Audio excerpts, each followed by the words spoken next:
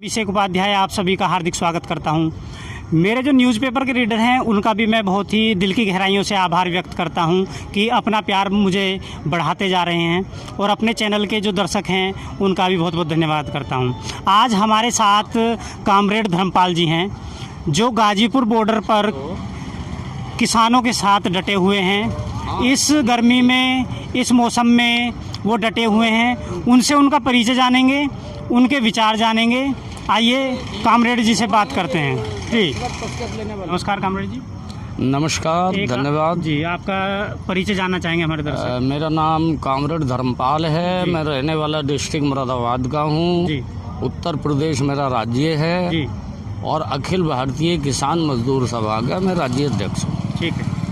अब हम बात करेंगे कि आप ऐसे मौसम में, गर्मी में, तूफान में डटे हुए हैं, तो ये एनर्जी कहाँ से आ रही है? देखो, वही गर्मी वर्मी की तो कोई बात नहीं है। किसान तो गर्मी में और सर्दी में और बरसात में सब में काम करता ही है। ठीक है। अब जब जमीन नहीं होगी तो मजदूरी भी नहीं मिलेगी।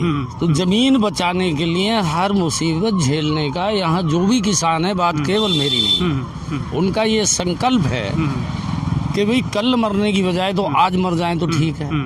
तो यही ऊर्जा जो है हमें गर्मी में, सर्दी में, 0 डिग्री तापमान में भी हम यहाँ रहे हैं जब जनवरी का पाला पड़ गया था सर्दियों में। हाँ। आप उत्तर प्रदेश से हैं और आप उत्तर प्रदेश से हैं इसलिए आपसे क्वेश्चन मैं कर रहा हूँ। 6 महीने बाद चुनाव है उत्तर प्रदेश में, तो आपसे हम जानना चाहेंगे कि 6 महीने बाद जो चुनाव होगा उसमें किसान ऊंट को किस करवट बैठाएंगे?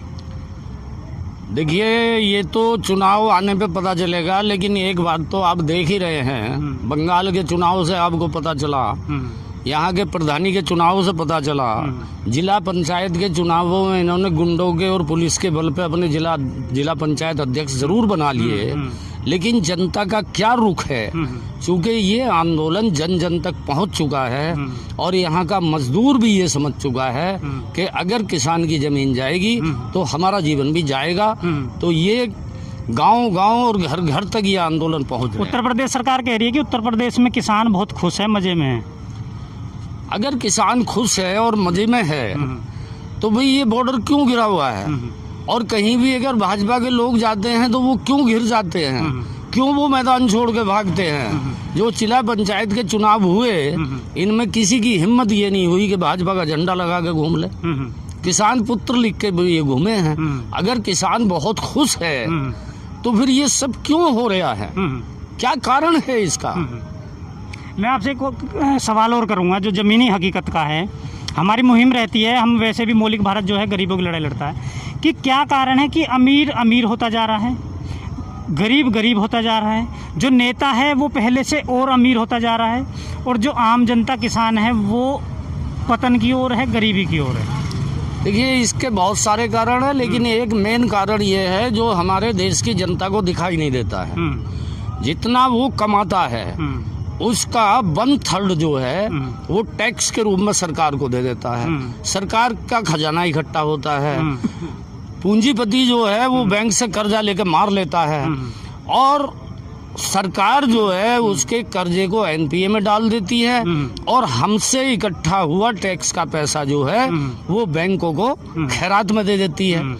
और क्योंकि बेरोजगारी बहुत बढ़ी हुई है तो उसको महीने में बेच भी नहीं मिलता, किसान को फसल का रेट नहीं मिलता, तो इसलिए गरीब भी गरीब होता जा रहा और अमीर अमीर होता जा रहा है।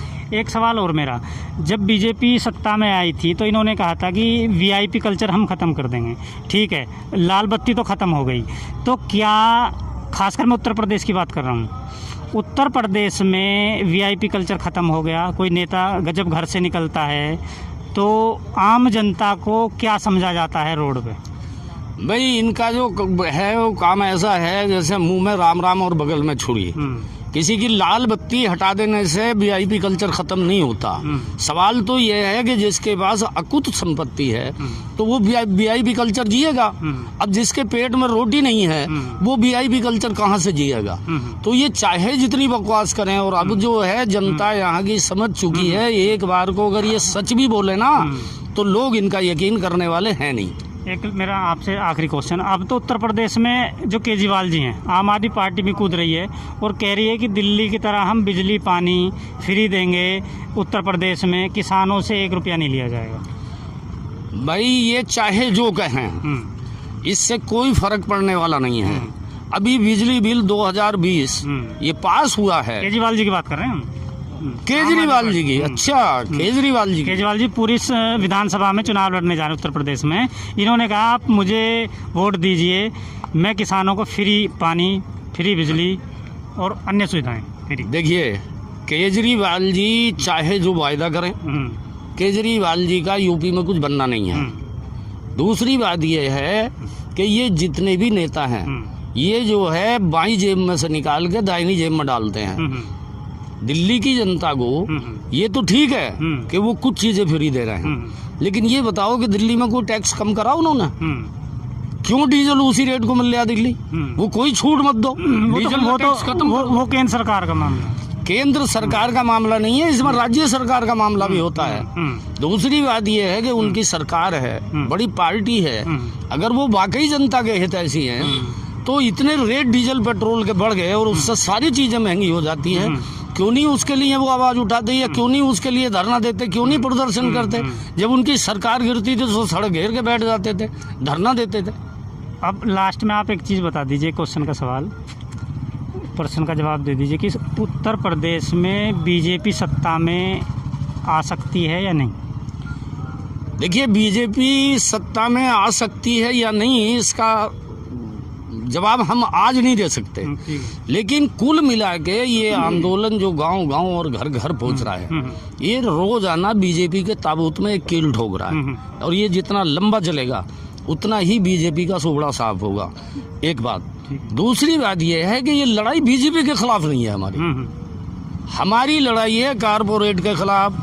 कारपोरेट के दबाव में सरकार ने ये कानून बनाए हैं और ये भारत की अंतर्राष्ट्रीय नीति का हिस्सा है।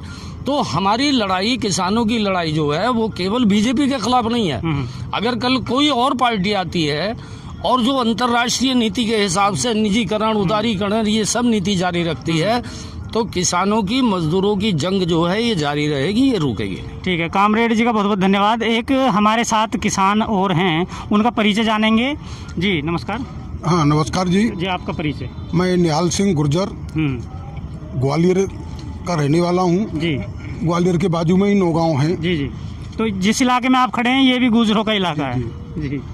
तो मैं आप मीडिया के माध्यम से अपनी इस बात को अपने भाई जो हमारे केंद्र में राज्य मंत्री है कृष्णपाल सिंह गुर्जर, उनको कहना चाहूँगा कि कृष्णपाल जी ये चुनाव तो आते जाते रहते हैं और आपके माध्यम से मैं नरेंद्र सिंह जी को भी कहना चाहूँगा जो हमारे ग्वालियर के हैं कि नरेंद्र सिंह जी ये चुनाव तो आते जाते रहेंगे, ये वक्त निकल जाएगा, आप पछताओगे। बस नरेंद्र सिंह जी से हमें कोई उम्मीद नहीं है, क्योंकि ग्वालियर में आपने सुना होगा डबरा की शक्कर हमारे पूरे भारत में महसूस थी, अच्छी शक्कर की वो थी पहचान। और ये ऐसे नेता बीजेपी के आए तो शक्कर मीले खाई गई। किसान का अरबों रुपया मील वाले पे पेमेंट दिलाने के नाम की बात कर रहे थे और किसान बेचारे बरसों बैठे रहे, किसानों को तो कुछ नहीं मिला। आज डबरा में वो मील की जो जमीन है वो नेतों के पास है, नेतों का विकास हुआ है। तो जो गुजरों के नेता हैं बीजेपी में सत्ता में हैं, तो उनका कोई योगदान मिल रहा है आपको? नहीं मिल रहा? बिल्कुल मिल रहा है, हमें किसानों के साथ है। मैंने पलवल से भी कहा, आज गाजियाबाद से कह रहा हूँ कि कृष्णपाल सिंह जी ये कोई बाप की बापोती नहीं है। चुनाव तुम्हें ये दोगपतियों ने नहीं जिताया, चुनाव तो तुम गरीब जनता और किसानों के वोट से जीते और कल फिर आओगे। मैं कहता हूँ कि आपको जरा सी भी हो तो अगर इस्तीफा दे दोगे तो किसान के हित में आपका देश में नाम हो जाएगा। इनको इस्तीफा दे देना चाहिए बीजेपी से, यही मेरी भावना है। यही मैं अपने भाई से कहना चाहता हूँ कि कृष्णपाल जी आपको ये वक्त फिर नहीं मिलेगा। अगर आप गुज्जर हैं और गुज्जर कहता है उसको करता है, अभी भी वक्त है, आप इस्तीफा दे दो। कल ये सरकार गिर जाएगी और खलबली मच जाएगी और किसानों का दिल बुलंद हो जाएगा। तो पूरा जो ग्वालियर का किसान है वो इन किसानों के साथ है, पूरा किसानों के साथ। ग्वालियर का, आपने ग्वालियर का मीडिया के माध्यम से देखा होगा, हर रोज कहीं चक्का जाम, कहीं कलेक्टर का घेराव, ये चल रहा है वहाँ। और वहाँ पर किसान इतना दुखी है कि जैसे हमारा गेहूं सोसाइटी पे ले लिया, सोसाइटी में कौन बैठे हैं? बीजेपी के दलाल।